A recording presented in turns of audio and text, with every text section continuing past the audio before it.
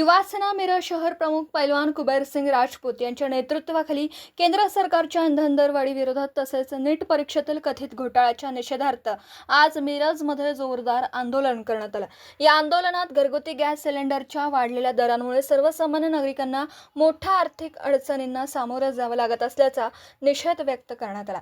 महागाईमुळे सामान्य जनतेचे जीवन अक्षरशः तारेवरची कसरत बनलं असून केंद्र सरकारने तात्काळ उपाययोजना कराव्यात अशी मागणी आंदोलकांनी केली। नीट परीक्षेमध्ये झालेल्या कथित गैरप्रकारांबाबत संबंधित दोषींवर कठोर कारवाई करावी अशीही मागणी करण्यात आली। या आंदोलनाचे आयोजन युवासेना शहर प्रमुख पैलवान कुबेर सिंग राजपूत यांच्या मार्गदर्शनाखाली करण्यात आलं।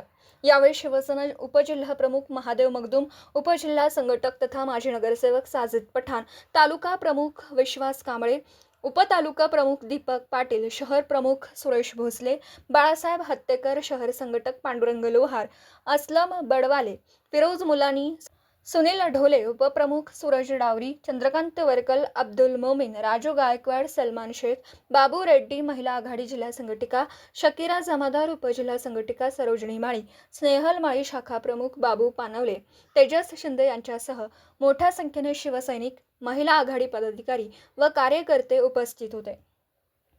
पत्रकार राजेंद्र शिंदे, झी न्यूज।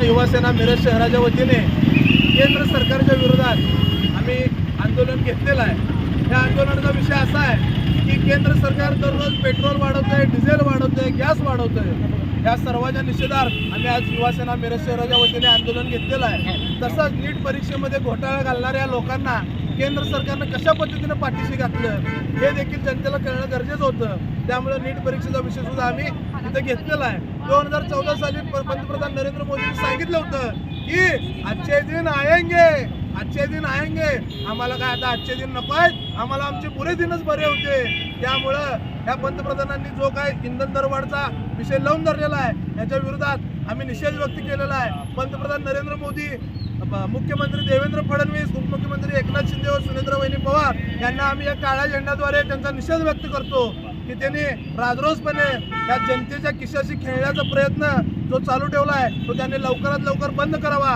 अन्यथा इथनं पुढं शिवसेना स्टाईलने आम्ही रस्त्यावर उतरून तसं उत्तर दिल्याशिवाय शांत बसणार नाही।